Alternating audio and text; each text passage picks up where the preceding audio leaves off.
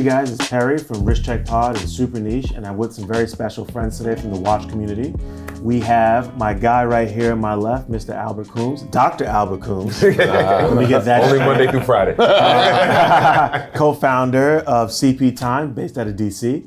We got my other friend from Atlanta Watch Society, Giancarlo.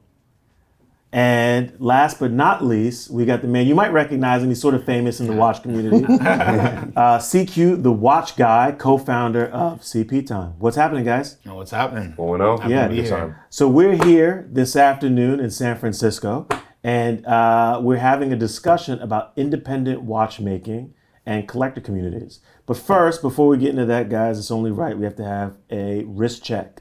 What are you wearing on the wrist? Let's start with Mr. CQ. All right, today I got Debitune DB28 RS. So you got polished titanium, polished rose gold on the center. You got the spring-loaded collapsible lugs and perpetual moon phase. Just a beautiful watch. This is a little bit Very of beautiful. A oldie but a goodie, you know? Respect. My man Giancarlo, you're double wristed. I am. What do you got? What are you working with? Let me preface it by saying only socially acceptable to double wrist when you're doing something with you guys. Sure, I don't do this normally, I promise. I have my Vacheron 222 in the steel blue dial that I haven't really taken off. And then I got the Perpetual Moon Streamliner from Moser. Awesome. You got something special. What are you rocking with? Yes, DB25 Starry Various, titanium, and then a DB27 yellow titanium. Beautiful. Awesome. I'm wearing a vintage Rolex, which I think not many people consider an indie brand, but I guess technically it is, right? There's some bigger. This is a vintage Pepsi, reference 16750. Almost a birth year watch. The paper say it was sold literally a month before I was born. It's got some light patina on it, and it's been with me for the last 3 years. I love this thing. It's beautiful. How are we feeling about this weekend first? You know, Dhani called us and brought us together. That's why we're here. I think it's been a pretty successful event. What do you guys think? Yeah, I'd say so. And it's a true testament to this hobby because this was really something where an idea just sparked and everybody just kind of got involved in support of different communities, different brands, different watchmakers.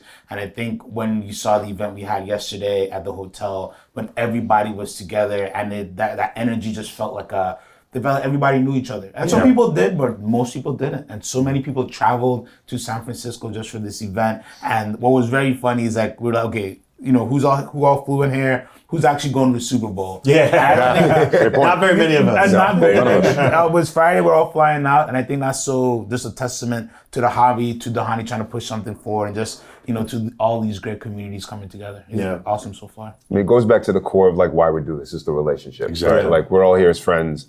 We're meeting new friends. A lot of people are coming out, and you know we collect numbers from them, and before we know it, we're having events in their cities and all the various things. So I mean, I love it. It's the best part of the hobby.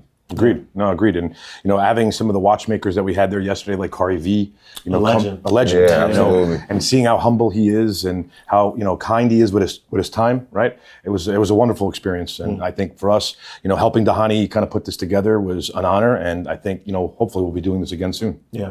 Big shout out Claudio, seeing him too. That was Claudio's dope. I love Claudio because every time you see him, he'll take off whatever's on his wrist and give it to you. Like this for me. Perfect example right there. Shout out Claudio. Queens, baby. It's always funny to see, like, the watch world is small, but it's just big enough that when you're able to run into other people in different locations, whether it's cities, countries, states, whatever, the family feels reconnected again. So true. We gathered today to talk about independent watchmaking, which has been a big theme for 2025, and it feels like it's going to be even larger, I think, for 2026. For sort of framing it up for those who might not be familiar with the term or just want maybe some insight into you guys' perspective, what does independent watchmaking necessarily mean to you? Doing things out of the ordinary, Yeah. different, taking risks. That's what it means to me. You know, the risk takers of that of our generation are all the independent watchmakers like Max Buser, Kari himself, what Reshep is doing, right? I mean, Romain Gauthier, they're folks that some have worked at these larger houses, but they've wanted to now like kind of do something different. Yeah. And for us, that's just, as a watch collector and as a watch community person, it's so inspiring. And it's like you want to bring people around that so much more because you have access to these men, these women, right, who are actually doing it on a daily basis. They're the ones that are actually defining the future of watchmaking. I love the way you frame that too, because it's also, it allows you to be closer to the brand. Correct. Right? Like we feel, when we have Debatoons or Mosers and we speak, like we feel so much closer to it, which creates a greater affinity, for that brand. So I personally love independence just because and also too, you get to see the creation for it, I mean, Rolex and Patek, those are independents, but like there's independents that came out like when you were in high school or when you were in college. And so you can imagine that like you're speaking to the person that developed the watch that you love and enjoy. I mean, look at David Kando, right? Just, he's our age, might even be a little bit younger. And, he thought of this when he was like 12 years old. And now like we're taking part in his vision. So it's inspiring. Yeah. Yeah, I think like you guys saying, it's all about connection, and it's hard to really frame. I guess for me, an independent watchmaker is somebody or group of people who don't have a big structure, but it's hard to say price point and things like that. But the touch and feel, being able to, like we said, being able to talk to somebody who's not just a marketing representative. We speak about Claudio from Moser, and yes, he's the head of North American sales, but he's a big champion of collectors, champion of community, somebody you can talk to, give real input to, get some feedback, and there can be a feedback loop. He's not just a talking head who's just gonna try to nod and take your money. There's a real connection there. He tells you the reality of what can happen, what can't happen, and what the future of the brand is. So I think it all goes back into relationships, and I think with independence, you're just able to just have a connection. You just can't for a brand like Rolex who's just been around for so long, and it's not their fault. They're just a behemoth, so what can they do? Well, Claudio's a bit of a ball buster to me, but that's all love. That's all love. So I love it. That makes it even more fun, though, right? Yeah. I think that's an interesting point too. You guys both mentioned Rolex and Patek, and I think it's very easy for people not to remember that they are independents, but it also does seem like they are kind of in a different bucket, and whether that's just purely based on heritage or even size and their ability to scale production. What do you think that is sort of the dividing line between some of the other brands, some of which we have here, like a De Bethune or even an H. Moser, be it from maybe a business perspective, or even from, it could be cultural to the business, or as it pertains to the product, that kind of creates that divide where people think about them differently? I think it's just time. I mean, you can imagine, imagine like 1840, like the watch nerds be like, oh, I'm gonna start this tech business. And they're like, oh, I love these independent watch, so you can imagine the people that are creating that hundreds of years ago. I picture somebody taking off their wig. Yeah, like, oh, this is fire. What's fire? It's time. So like we are blessed to be in a time, because you can imagine 100 years from now, like a De Bethune might be like a Patek, where they may not feel as close to the brand, and there'll be new innovation and new brands where people get connected to. I've said this before, but it's really like the romance of horology that keeps horology alive. Yeah. So a lot of, as we're all seasoned collectors, so for us to fall in love with the brand, we really have to be close to that brand. Yes. And for bigger brands, it's harder. They certainly do it with certain clients. They do. Off catalog thing. Exactly. But like, obviously, Rolex making 1 million watches a year, probably more than that, is very different than a brand like De Bethune is making like 300 watches a year. So let me ask you something, and I think people would really want to know as well. I think, and this will go to all of you guys. What was the gateway then for you into independent watchmaking? How did you discover it? For me, it was sales, right? Okay. For me, it was starting to sell FP Journe. Before that, so it was Journe. Yeah, focus on many other brands in the secondary market. So Rolex, AP, Patek, all the usual. But then people started asking about Journe, and so you start selling. It's like, what is a Journe? What is a remontoire? What is resonance? What are all these things that people are chasing? And who is this guy that everybody? Because all the watches you're used to selling, these people have passed so many years ago. Right. So you're like Al said, it's all about time. The legacy is there. So it's like, you don't really talk about the people, you're talking about the watches that are being produced. Yep. And with Journe, it's so much about the person as well as the watch. And then, that kind of got me into it, and then met collectors who had the opportunity to meet these watchmakers beyond Jordan, people like Romain, Laurent Ferrier, and Luca Soprano, and they're like, well, there's a whole other world. It really is. You know? And one of the biggest moments in my head that really flipped the switch for independence, I had a client who worked at Cardi V, and something went wrong with the watch, and he sent the watch back.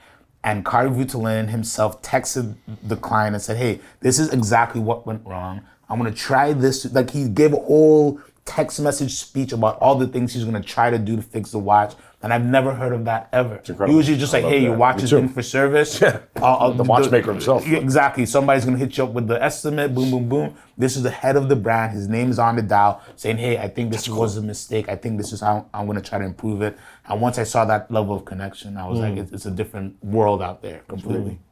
For me, it was with 2017, going to see Romain Gaultier and touring the manufacturer, getting to meet him. That's when my eyes were open. I didn't really know a lot about independent watchmaking before 2017. And that just opened like my eyes to being able to develop a relationship with the man himself, doing the tour, giving you the insight of how his world works, which is fascinating, and then keeping in touch with him over the years, even though I don't actually own a Romain Gaultier, right? And that to me, the relationship we've developed with me not actually owning a piece, I mean, that just speaks to the man that he is and what inspires you to be involved with an independent watch brand, why you want to be a part of that world, why you want a brand like that to do well, and introduce it to more people. I would say Richard Mille for me. I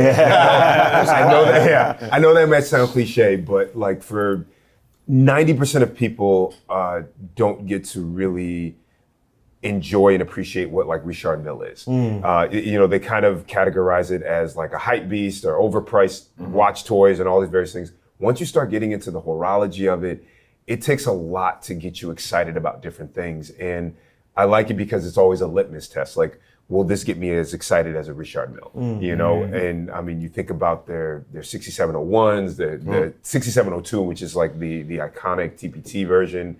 Like, it's just deep horology. It is. And you really nerd out on it. If hype was not in RM and RM still existed, I still think it pushes the envelope of the excitement you get looking down at your wrist. We'd own a few more too. Right, exactly. Kind of wish that would happen, right? Yeah, exactly.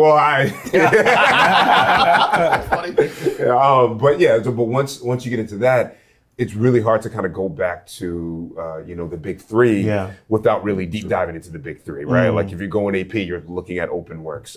You're going Patek, you're looking at minute repeaters, because in order to get that same excitement as like their base model, you really have to get deep into the horology for it. So, the three of you guys are pillars in the watch community.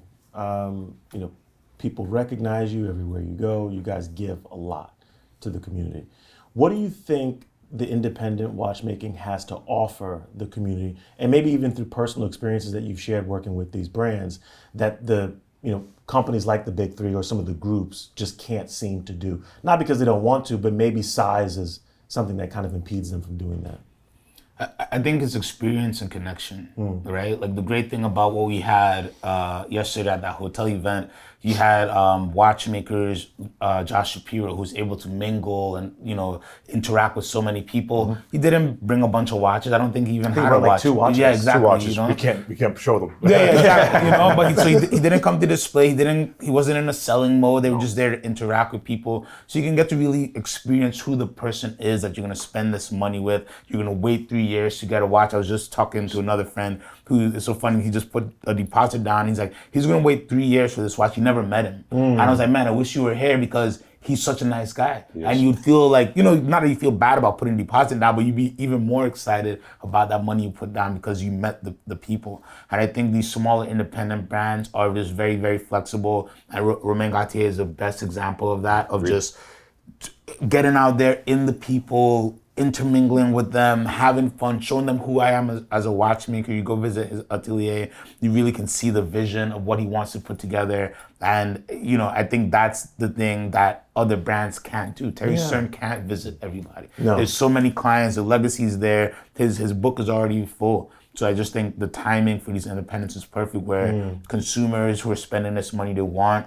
to really connect with who, the money's going to and what the art is really supposed to be. Yeah. It reminds me a lot of and we probably have all had this experience where you start following an artist like when they're small, when they're not big. I mean, I think about obviously, the Clips in 2001, right? Like, it's probably one of the few people from Boston like playing the Clips, and you watch them explode into what they are. Or you think about like Kevin Hart. Like I remember when Kevin Hart used to like perform at like random bars in New York and Boston, and now they're bigger than life. So it's always cool to follow something that's new and watch it grow, and you root for it, right? Like we want. It's almost like you play a hand in that, as well, right? Yeah. Exactly. Even if it's a small hand. Thinking the same thing. Yeah. Like if you know too. Yeah. That part of it, I think, is what entices a lot of collectors as well to get involved in this new world that is independent watchmaking. Because you can go down. A lot of these folks have the means to go down the road with a Patek or a Rolex, but they see that, obviously it's going to take a lot longer to build that type of relationship. Maybe I'll look at independent watchmaking. Maybe I'll see that, I have a relationship with the watchmaker himself. I can have a personal conversation with him, and I could really be part of like this inner circle that's like, if you know, not, I want to say secret society, but it feels like you're just part of something really special and unique. And you kind of cultivate that. Yeah, and I think that's going back to what you guys have done with your organizations, that resonates as well, right? Because it does almost feel like you're part of something greater than yourself. It's almost like a fraternity, a sorority, or something like this.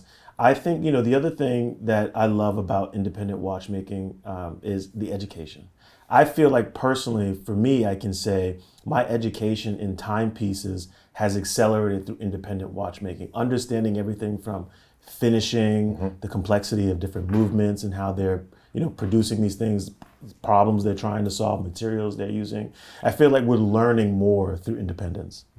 No, I totally agree with you. I mean, I think especially the finishing conversation. Yeah. Like for me, I'll be honest, back in 2017, you'd show me a watch and you showed me another one, and I could not tell the difference in finishing. Because if you're dealing with brands like Rolex, and Rolex is fantastic, it's not a conversation on finishing outside of maybe the case and the bracelet, right? But that internal conversation, the heartbeat of the watch, the soul of the watch, what's happening inside, and the labor that it takes to produce it, I feel like we're in a very fortunate time. We're very lucky to have access to these independent watchmakers who are educating us while we're also building these communities. And being at their like manufacturers and seeing firsthand how they do it, or even doing a watchmaking course. Right? We've done that, right? We've all done that, right? With HSNY or another brand, right? I think that helps because then you really start to appreciate how incredible this world is and how hard it is when you're not doing it at scale. Right. When you're doing it at the level that these independent watchmakers are doing it.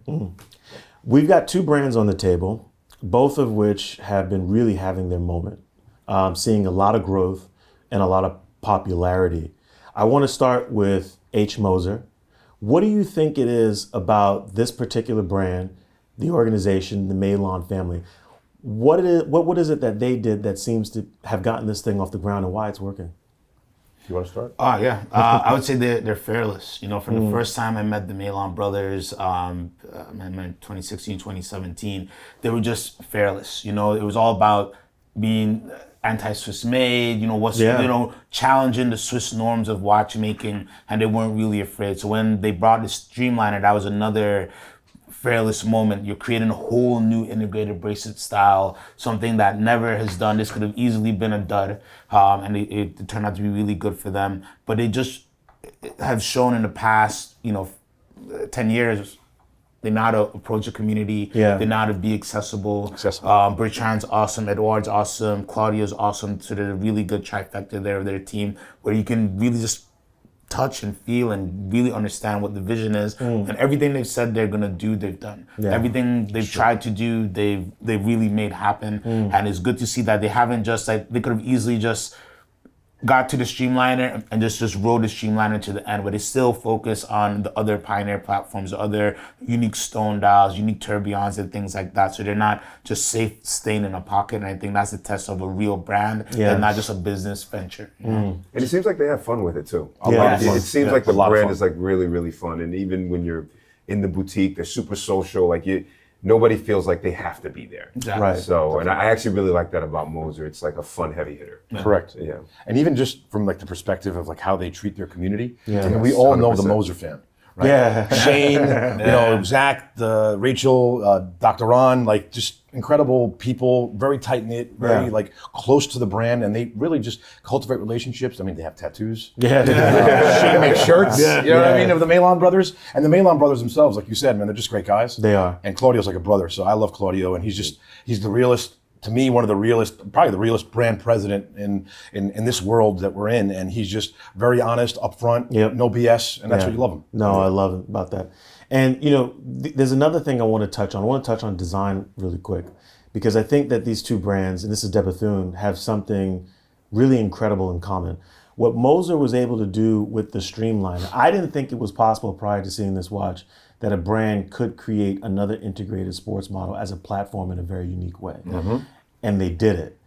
The thing that these two brands have in common, and this is incredibly difficult to do, I think, for watch brands, is designing a case that is easily recognizable across the room. Can we talk about that for a second? No, I think that's a great point, especially when you talk about integrated bracelet models. So we always see like a couple of years ago, there was a memes going around with the blue dial integrated bracelet models, and you see all of them stacked together. and it looks so similar. It's a PRX. But some for good reason, because they're descendants of Genta design pieces and things like that. But, there are a lot of newer watches that aren't Genta heritage lines, right? That people make that look very Genta-esque. So how do you go about and making something that's so new, so identifiable, that is like, a Streamline is more. There's no other watch that comes close. Same thing with De Bethune. They're so out there. There's nothing else that could look like it. You know what it is. If you know, you kind of know. And I think with Moser, they started with the bracelet, and they really just kind of reverse engineered it, but very risky. This could have failed. Very risky, and they turned it into a platform. Yes, exactly. Right. Yeah, which is very important, because actually that's a great point, because many brands are just doing the one or two variations of the integrated bracelet. They didn't truly do a platform where you have the Perpetual Moon, you have the Tourbillons, you have Vanta Black, you have all the different dials. You have the Perpetual, you have the chronograph as well. So all minute their, repeaters. The minute repeater too. So pretty much all of their movements, incredible, actually. You're right. They found a way to put into the Streamliner. And there are other brands who just made integrated sports model, time only. That's it. Maybe a GMT. And they made the case shape smaller. Exactly. Yes. Which is also like I didn't think they were going to be able to do that, because I didn't know how it was going to look. And it looks better. I think it looks perfect. Me too. It looks amazing. And the bracelet, to me, just being from New York, it's like a lobster tail. That's good. I love that. It's like a lobster tail. I love it. It's so unique. I mean, obviously, I love this and what it represents, and obviously the integrated bracelet. This is a Vacheron 222, but this is so unique. Like nobody can replicate this. In my opinion. No. And so we have a De Bethune here. This is a very, very special piece. And we go back to talking about community when we talk about, this is not something that Rolex would ever do. This isn't something that Patek or AP would ever do. But De Bethune is a big deal today. They're not only making incredible timepieces, they're very design forward. Similar to what we were talking about with this piece, this is the Titan Hawk. You'd recognize this from across the room. And you guys from CP Time have had an opportunity to do your first club watch with De Bethune. How did that sort of come about? Can we get into that a little bit, and what this means to you and the community at large? So I'll talk about. Let me talk about the anatomy of the watch first, because we talked about the noticeable things. So I love De Bethune's lug game. I mean, when you think about the R&D department, the guy who was like, let's focus on the lugs. They're like, fire this guy immediately. But the fact that you have like the collapsible lug, like the lugs are so noticeable on De Bethune, and it's actually one of the things that made me really kind of be interested in the brand, because like that concept of flexible lugs is it's so creative. And then obviously when you start getting into their Stradivariuses, this is a DB25 Stradivariuses or the DB28s, they put all that DNA in, so they're recognizable, but they're all still very different. Like all three of these pieces say completely different things, but you can tell instantly that they're De Bethune. Yeah. Outside of that, the one thing I love about the brand from, I guess, more an emotional standpoint is that they really believe in the community of watches and bringing people together. Yeah. De Bethune in 1916 were one of the earlier companies that really believed in our vision for CP Time. And you can imagine during COVID, where there's a lot of uncertainty, two guys being like, let's start a watch club. And they're like, we don't want people together right now. It's really dope. And we've done a lot of events with them. We built a really strong relationship, not with just Debatoon, but 1916, and I hope that continues. But I really love our adventure that we've gone with Debatoon. So any brand that supports essentially our community, which is bringing people together, giving people an outlet where it doesn't have to be about anything but being surrounded by good people with the commonality of watches.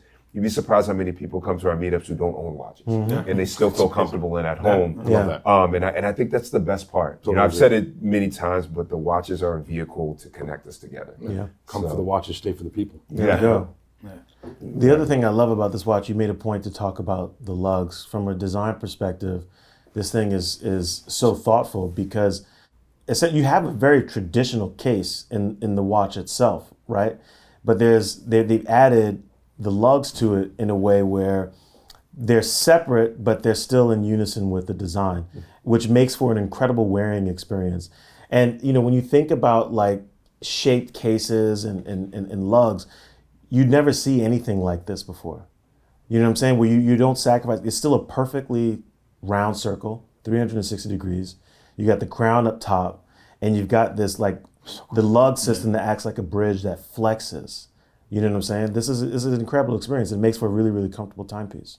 Yeah, reminds me of like Batman's wings. I love it. It is a very superhero style watch. Yeah. Superhero. So how did you guys decide that like this was the company that you were going to work with to do your first club watch? I think for a long time I was always, I think Debatoon was always on the radar for a long time when we talked about, brands you might want to do a collaboration with. We did want to do something special and not super commercial, so it kind of organically happened at time. And again, we 1916 and Debatoon have been big supporters and very people focused, both companies as well. So it was, something that kind of organically happened and the opportunity came up and it was very kind of fast. But collectors jump in and we got the opportunity to make something really, really special. But it just came down to the relationships, and they knew for a long time. I think I was very vocal for a long time with them as well, that if an opportunity were to come available, we'd love to do something with them. So I think it just kind of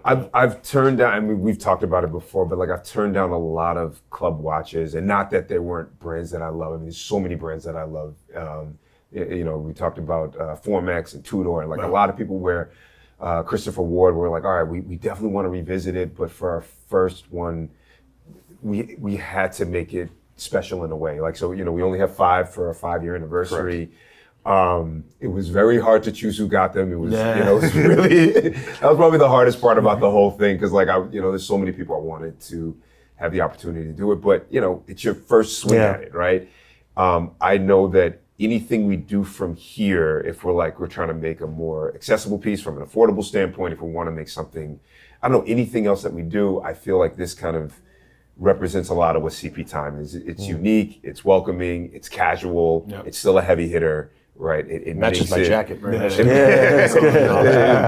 You're wearing a bathing suit, it'll match it. So, but yeah, it is one of those, like, I'm just really excited that we were able to do this for our first one, and really humbled, and shout out to Diane, Justin, everybody at the Debatoon team for taking a shot at us. I mean, it could have been a dud. I think it's a beautiful timepiece. I think you guys knocked it out the park. Yeah, it's really great. Yellow titanium. That's. I mean, see that. We didn't even talk about that. So the titanium game from Debatoon, that's another thing. I mean, it's a different level. Whoever is the R&D for titanium, they're like, let's find purple, let's find blue. They're trying to find colors where they can burn that titanium. I love it. It's a testament to Denny Flageolet, the head watchmaker, and just his love of materials and. He did so many materials to so many different degrees, and really, like you said, the R&D of getting a yellow that looks like gold. I couldn't tell you that's gold. To the blue titaniums and the colors, and even the purple rain, the vividness of the colors he's able to achieve on an entire case, not just a screw. And people understand how to make it equally one color. That's very hard. That's got to be very insane. difficult. It's a whole different level. He got that inspiration from chopping down those trees. Yeah, exactly. He's amazing. He's an amazing guy. So please, no. No, I was going to say, I also like how they're able to mix the polish with the matte on their pieces with the titanium. Yeah. Really nice. So I think they do an excellent job with like case design, and it's innovative. It's exciting. I mean, It is it's exciting. a vacation on the wrist. Like you look down, and I like that too. Yeah, no, I love it. Vacation on the wrist. I like that. I Like might have to that steal too. We're that. gonna steal that. Yeah. Giancarlo, you're someone who has many really great relationships with a lot of different brands. You're always kind of ahead of the curve. You know, you have a lot of conversations with brand reps. You know, some watchmakers, designers, etc. I want to ask, and you guys can jump in as well. Are there any brands that you think are really, really incredible that are still flying under the radar in terms of independent watchmaking? Well, that's a great question. You know, I honestly, De Bethune is one of them that I've always thought of. That's just because, you know, right now I think that there, you know, more and more people are learning about them from some of the media that they're getting, obviously with your watch. I think that's a brand that I feel that is on the rise and going to continue to go down that road. But I think that other ones that have been under the radar for a bit are maybe like Laurent Ferrier. Yeah. You know, and we talked about finishing earlier. Yeah. And the finishing on a Laurent Ferrier to me is something that I don't think people appreciate in pictures. You have to have them in the flesh.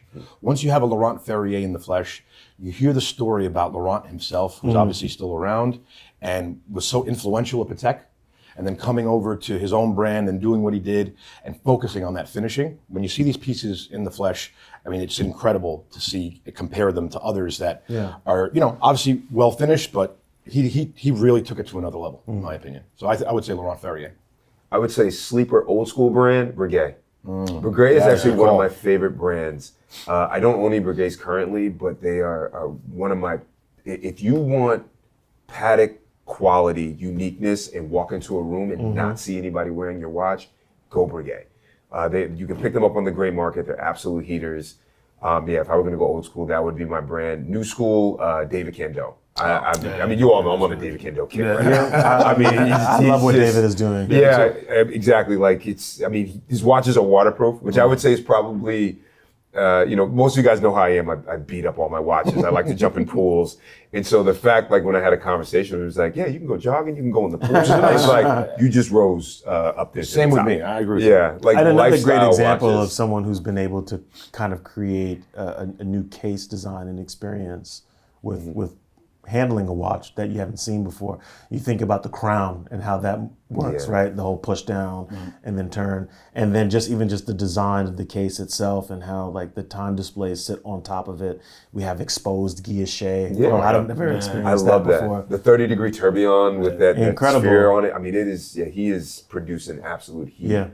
And he came out with his first non-turb. But I really do love what he's doing. That's probably the most exciting thing. And it's funny because like you sit in the room and he's like nervous and you're nervous, and it's funny because it's like there's this energy in a bottle with these brands. And you're like, look, I want you to win. And he's like, well, you know, what does the community like? Like this is what I put out to the world. Do they love what I'm putting out to the world? And a lot of times like the world may not be ready for it.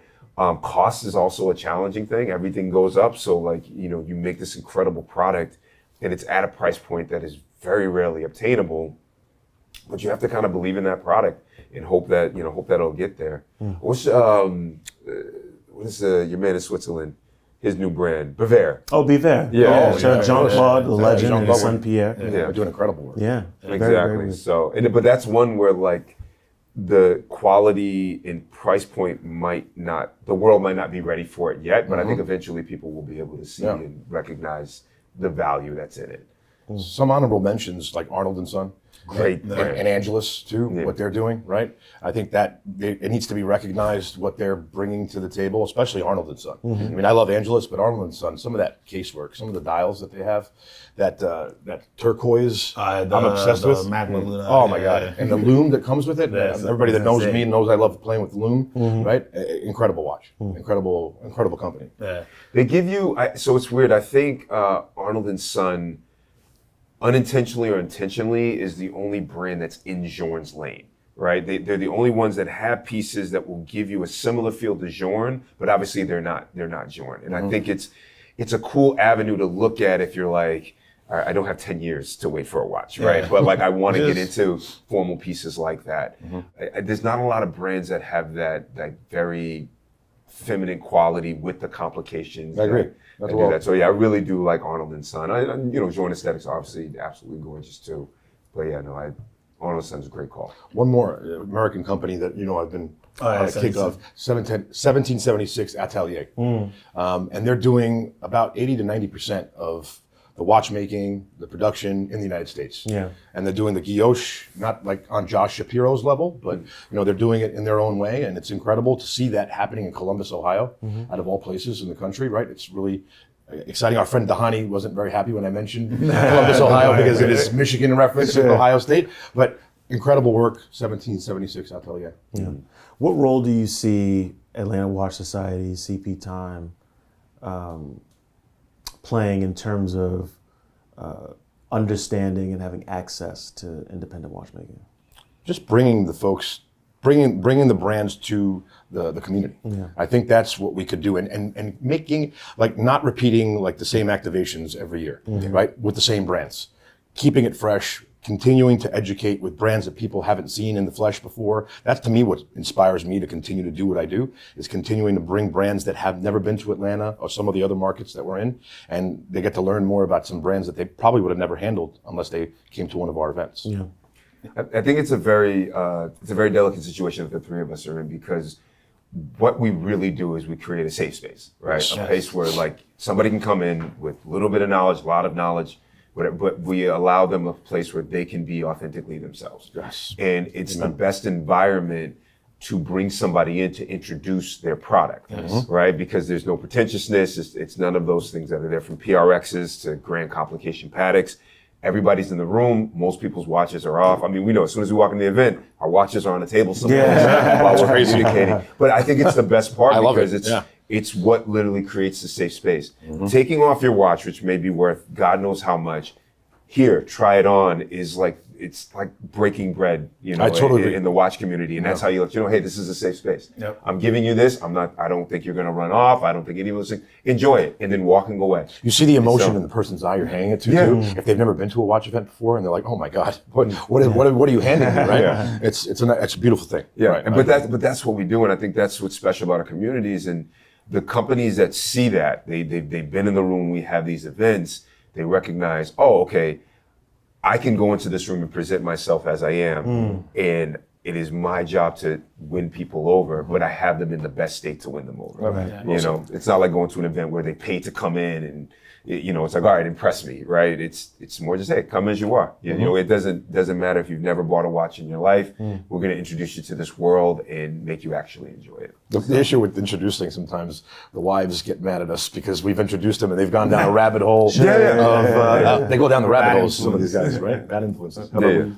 No, I think we are the bridge. Communities are the bridges to brands, and I think brands themselves are refiguring out how to connect with their clientele, who their clientele are. I think the world of sales and luxury sales have changed so many different times, and a lot of these brands went directly to they took away their authorized dealer. They went directly to the consumer without knowing who their consumer is anymore. And I think since COVID, the picture of your average collector, their education level, their taste level is so different. So communities offer a place safe for the collectors and enthusiasts, also safe for the brands. At that event we had, you could just jump in there. Yes, you have some inventory there, but people just want to connect with you. You could show your product, but you don't feel like you're in a traditional, how much pieces are we going to sell today? What's the ROI looking from this event? It's just about connecting, a little bit of visibility, but just getting to know the people who want to know you as well. And I think that's a big part of it that people don't often talk about, right? Is that it goes both ways. The brands now have direct access to the community, correct. which is incredibly valuable, and you didn't really get before with retailers. Totally. I want to ask you, CQ,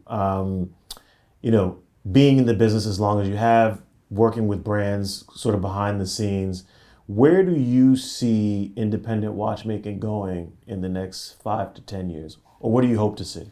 Well, I think, independent watch brands will take over the landscape of watches being sold eventually, right? Once the volume gets there, you see big groups there faltering. You're hearing rumors of this brand being sold, this CEO leaving, things like that, because again, they forgot how to sell to the consumer. And because they have so many brands intertwined, they're trying to balance things. And you have different brands that fight in the same category or in the same group, JLC versus Long and Sony. Who do you support? Who do you put your capital towards? When that clientele that both brands serves are the same. I think think independents are more flexible. They can, like the Streamliner example, they made so many changes. This watch is not a decade old yet, and so many changes happened to the movement, the case design. They're able to listen to that feedback. They can work on shorter time spans in terms of projections, which is very important because we're human. Our tastes change. Our trends, everything, lifestyles just change immediately. Look what happened with Asia, which is one of the best examples. All these brands invested heavily in, boutiques, ADs in mainland China. Now mainland China doesn't buy luxury. So they're just stuck. They just stuck over there, while independent brands were able to be a little bit more flexible and, okay, maybe we took some losses here, but we can easily move over. So I do think independents slowly just bite more and more and more of the overall pie. And I think for consumers, what I've seen, most of my clients, once they've started to go down the path of independence, it's very hard. It's very hard to go back. To go back to, I don't think I can go back. Somebody telling you got to be on a wait list, or somebody telling you got to do this or that, when you could just visit with Romain Gaultier, not even buy a watch. Look, Kari Vutulin was at that event yesterday. He doesn't have watches to sell. No, right. He cannot. If you buy a watch from him, you're waiting 9 years. Yeah. But just happy to talk and connect with people. And I think it's just a different world. And once you have that experience, you might buy a Rolex, you might buy your Patek or something, but some of those other bigger group brands, there is no appeal once you get something like that. Yeah. And you don't mind the wait if you're close to the brand. Correct. One of the most confusing 100%. parts about like waiting for bigger brands is that there's just this unknown, right? Like, okay, so let me buy this piece and you might be able to get this piece, but I can't tell you when you're going to get this piece and I don't know it. And then you're like, wait a minute, this guy got this piece yesterday. Well, that's a different guy. It's a very disorienting process. And I think they're still figuring it out because, again, when you're that big, pretty much it depends on who's running your small shop, like who's overseeing it. Whereas with like, something goes wrong within Debatoon or Moser, right? It's like 2 phone calls before you get to the top. And they're like, all right, let's figure this out. Yeah. True. And so, it's harder to do that at that big level, with those bigger brands. Yep. One thing that you mentioned that I thought was interesting, that I think a lot of independent brands do well when they come activate with us, is the conversation. And we understand the world that they are all in, right? Return on investment. But and we've talked about this, when you hear that from a brand, and we've heard it from some non-independent brands, that they want to come activate with us, so what's their return on investment? That question, it burns me, honestly, especially if it's like the first conversation. I understand that, obviously there's a lot of travel, expenses, but if you come to one of our events, CP Time, Atlanta Watch Society, Wrist Check Pod event, like, you'll see that you don't actually have to ask that question. No. Mingle with the people, like you said, you're directly now access to the consumer. So do your job. Like you're going to have access. We've brought you to the water. Now it's time for them, to drink from the water, and you're going to be the one, giving it to them. You have to be human about it too, right? Yeah. Imagine asking a woman out on a date and be like, what is my return on investment? That'll determine whether we want to rip Chris or McDonald's. It's just like, no, you understand how relationships work. Of course. Well, and this is something that they always talk about, right? Oh, we want a relationship. And that's great. We want that too. It can't just be purely transactional. It cannot be transactional. Right? Yeah. And when you go about, and this is the benefit. You're not OnlyFans. This is the true benefit that I think brands get by having access to communities like Atlanta Watch Society, CP Time, and even audiences in watch media with what we're doing, is the fact that you get to develop a real relationship. And what does that look like? That looks like access to information. It also looks like trust. Yep. Yeah. Right? I remember, I went to the first anniversary, I think it was the second anniversary event you did. It was at the Tiny Jewel Box. Yes, in DC. Yeah. And shout out Tiny Jewel Box, by the way. Tiny Jewel Box. There was a gentleman there who I wore Moser. I was wearing the I think it was an Endeavor with the stone dial. Oh, I love that watch. And he points at me from across the room. He's like, "That's a Moser." And I said, "Yeah," and he's checking it out.